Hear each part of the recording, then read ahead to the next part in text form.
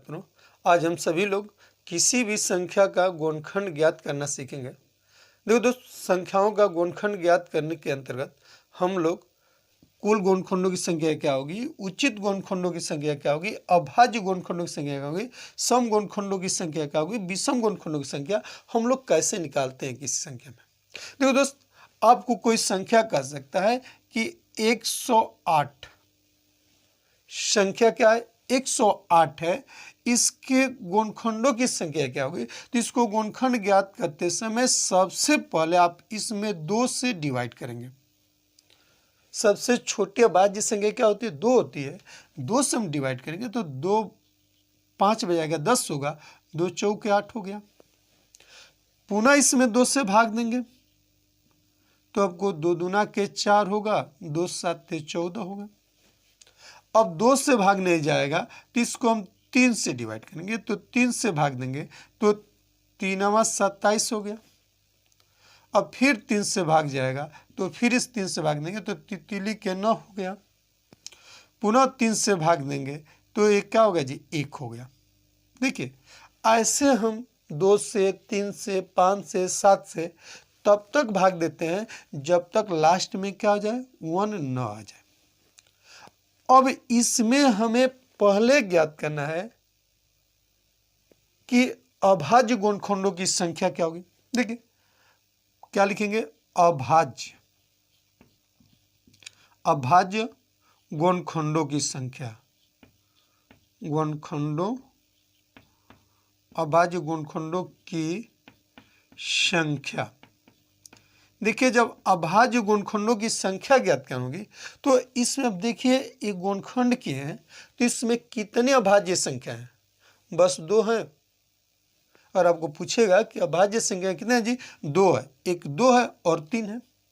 तो अगर पूछे कि अभाज्य गुणनखंडों की संख्या क्या होगी तो हमारा जवाब होगा जी 2। अगर फिर पूछे कि कुल गुणनखंडों की संख्या क्या ज्ञात करना होगा जी, कुल गुणनखंडों की संख्या। देखिए दोस्तों, कुल गुणनखंडों की जब संख्या ज्ञात करना होगा तो इसमें हम देखते हैं कि गुणनखंड लिखे हैं तो 2 में 2 कितने लिखे, 2 तो लिखेंगे 2 का पावर 2 इंटू 3 कितने हैं, 3 जो 3 बार है तो इसको लिखेंगे 3 का पावर 3 हो गया। अब क्या होता है कि जितने ये पावर है, 2 का पावर 2 है तो सभी के पावर में +1 कर दीजिए। तो इसके पावर में +1 करेंगे और +3 का पावर 3 है तो इसमें पावर क्या है, 1 कर देंगे। तो इसका मल्टीप्लाई करेंगे तो 2 दूनी 3 हो गया और इसका 4 हो गया। मल्टीप्लाई कर देंगे तो कितना हो गया, 12। अर्थात कभी अगर पूछ दिया जाए कि संख्या 108 में कुल गुणनखंडों की संख्या क्या होगी तो जवाब क्या होगा जी, 12 होगा। अगर इसमें अब कह सकता है कि उचित गुणनखंडों की संख्या क्या होगी। देखो दोस्त, उचित गुणनखंड होते क्या है। देखिए, कोई भी संख्या 1 से कटती है, कोई भी संख्या क्या होती है, 1 से कट जाती है तो 1 को हम उसका गुणनखंड नहीं मानते हैं। उसी तरह से कोई भी संख्या स्वयं अपने से भी कट जाती है तो उस संख्या को भी, उस संख्या का हम गुणनखंड नहीं मानते हैं। कभी भी उचित गुणनखंड संख्या कहेगा तो एक मान लीजिए कि आपको एक और स्वयं संख्या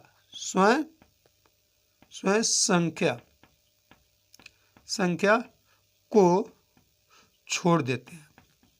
छोड़ देते हैं। देखिए, कुल गुणनखंडों की संख्या जब कहता है तो उसमें हमारा 1 भी आती है और स्वयं संख्या भी आती है।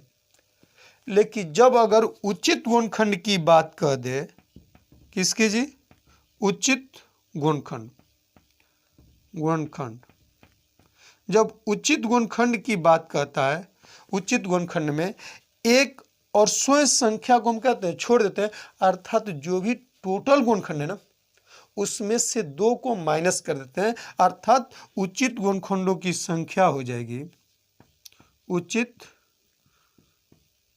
गुणनखंड। देखिए उचित गुणनखंडों की संख्या पूछेगा तो सीधे लिखेंगे 2 माइनस 2, 2 माइनस 2 इक्वल टू 10। कभी भी किसी भी संख्या का यदि हमें उचित गुणनखंड जब ज्ञात करना ना, तो टोटल गुणनखंड ज्ञात करके उसमें से 2 माइनस कर देंगे। 2 माइनस क्यों करते हैं?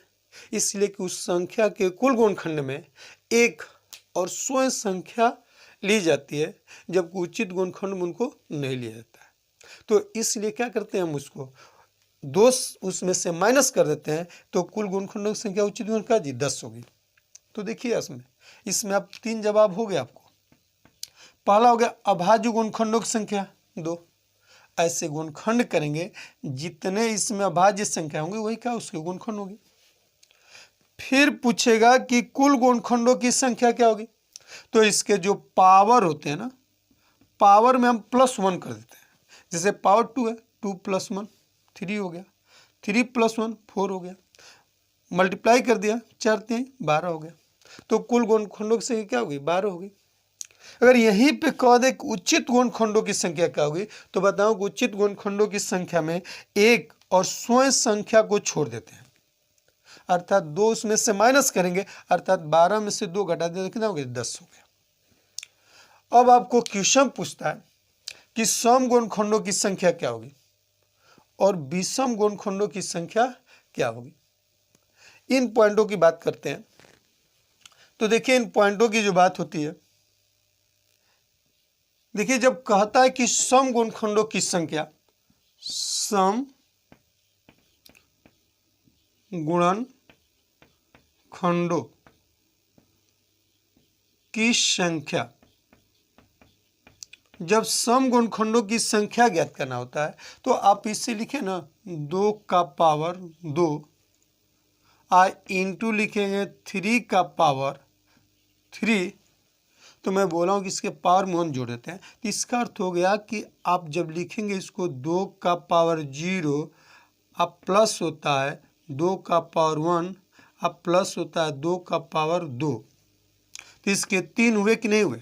और इसी तरह 3 का लिखते हैं तो 3 का पावर 0 अब प्लस 3 का पावर 1 प्लस 3 का पावर 2 प्लस 3 का पावर 3 होता है ना।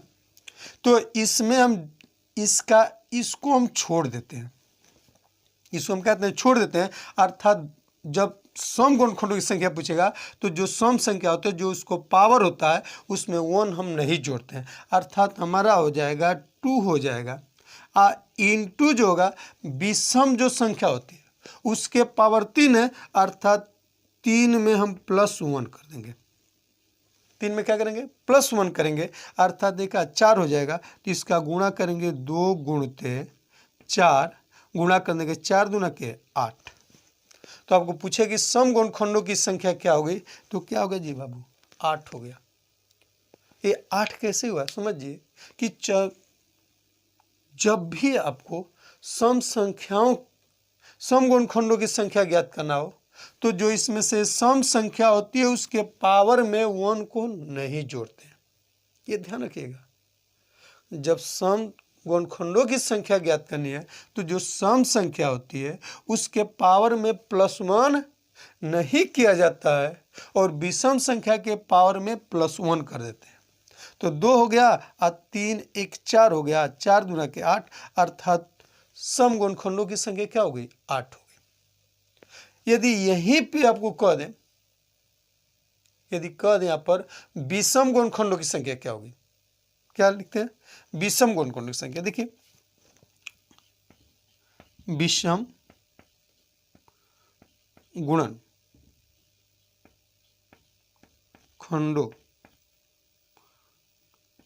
की संख्या, विषम गुणनखंडों की जब संख्या पूछता है तो जो विषम संख्या होती है ना उसी के पावर में +1 जोड़ दीजिए, तथा विषम संख्या का है 3 का पावर 3 है, अर्थात हम लिखेंगे 3 का पावर में +1 जोड़ देंगे तो कितने विषम गुणनखंड होंगे जी, 4।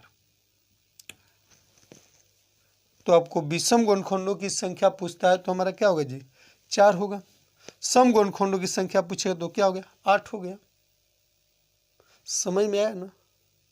चलिए देख लो एक बार, मैं इसको ध्यान दीजिए, जब कहता है सम गुणनखंडों की संख्या तो बताऊं कि जो ये हम लिखते हैं ये जो सम संख्या होती है उसके पावर में 1 नहीं जोड़ते हैं। किसमें जी सम संख्याओं के गुणनखंड में। और विषम संख्या जो होती है उसके पावर में +1 करते हैं और उसका गुणा करते हैं तो 8 हो गया। और वहीं पे विषम गुणनखंडों की संख्या पूछ दे तो सम संख्या के पावर को छोड़ दीजिए, बस विषम संख्या के पावर में +1 कर दीजिए, कितना हो जाएगा 4। तो आपको पूरा समझ में आ गया होगा कुल गुणनखंडों की संख्या भी ज्ञात करना, उचित गुणनखंडों की संख्या ज्ञात करना, अभाज्य गुणनखंडों की संख्या, सम गुणनखंडों की संख्या और विषम गुणनखंडों की संख्या। चलिए इस पर कुछ क्वेश्चन देखते हैं एग्जाम्पल में एक दो। चलिए शुरू करते हैं छात्रों। देखते हैं दिया है कि संख्या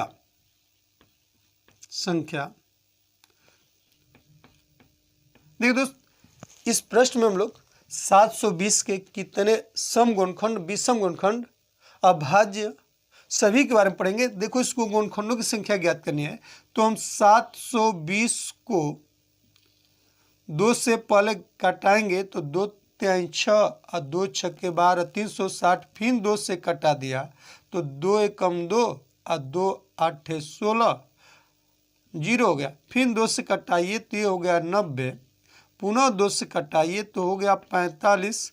अब 2 से नहीं कटेगा तो 3 से कटाइएगा, ये हो गया हमारा कितना जी 15। पुनः 3 से कटेगा तो ये हो गया क्या जी 5, पुनः 5 से कटेगा तो हुआ क्या जी 1। आपको बताएं कि भाग तब तक देते हैं जब तक अंत में क्या जी 1 न बचे। अब हमें ज्ञात करना है कुल गुणनखंडों की संख्या, कुल गुणनखंडों, कुल गुणनखंडों की संख्या।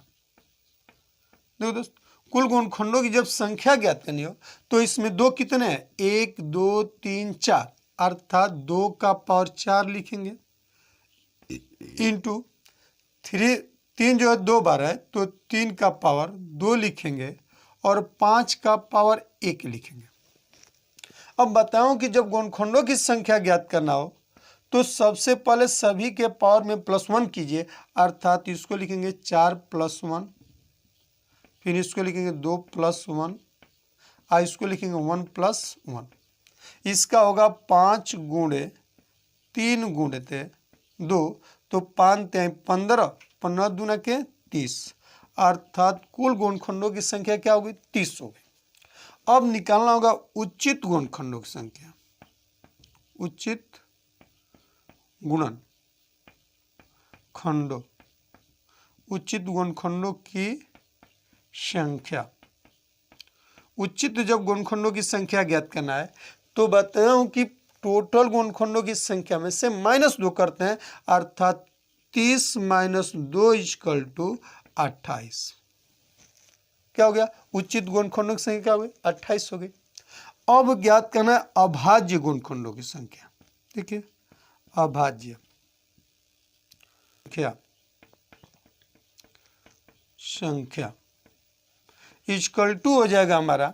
देखिए अभाज्य गुणनखंडों की संख्या, तो इसमें आप देखिए कितने अभाज्य संख्या है। तो अभाज्य संख्या में 2 है, 3 है और 1 है। 3 तो अभाज्य संख्या है, अर्थात अभाज्य गुणनखंडों की संख्या क्या होगी 3 होगी। अब आपको पूछ सकता है कि सम गुणनखंडों की संख्या, सम गुणनखंडों की संख्या पूछेगा, सम गुणनखंडों, सम गुणनखंडों की संख्या पूछता है तो बताऊं कि जो सम संख्या उसके पावर में 1 नहीं जोड़ते हैं। सम गुणनखंडों की संख्या में जो इसका पावर है, सम संख्या 2 है ना, 2 का पावर क्या 4 है, तो 4 में 1 नहीं जोड़ेंगे, बस क्या लिखेंगे 4 लिखेंगे, इंटू विषम संख्याओं के पावर में 1 जोड़ते हैं, अर्थात इसको लिखेंगे 2 + 1 और फिर लिखते हैं 1 + 1। इसको हमारा हो जाएगा 4 × 3 × 2, अर्थात 4 3 12 दूना के 24। सम गुणनखंडों की संख्या क्या हो गई 24 हो गई। अब आपको ज्ञात करना है विषम गुणनखंडों की संख्या। देखिए अगर निकालना हो ऐसे विषम गुणनखंडों की संख्या, विषम गुणनखंडों, विषम गुणनखंडों की संख्या। विषम गुणनखंडों की जब संख्या ज्ञात करना हो तो बताएं कि सम संख्या का पावर ही छोड़ देते हैं, जो विषम संख्या के पावर होते हैं उनमें +1 कर दीजिए, अर्थात लिखेंगे कि 2 + 1 इंटू 1 + 1, अर्थात 2 एक 3 होगा और 1 1 क्या होगा 2 होगा, मल्टीप्लाई करने के 3 दूना के 6। तो विषम गुणनखंडों की संख्या क्या होगी 6। देखो दोस्त ये हमारे लिए अति महत्वपूर्ण टॉपिक है, अगर इनको आप ध्यान से समझ लिए होंगे तो भविष्य में आपको 1 नंबर कन्फर्म होगा।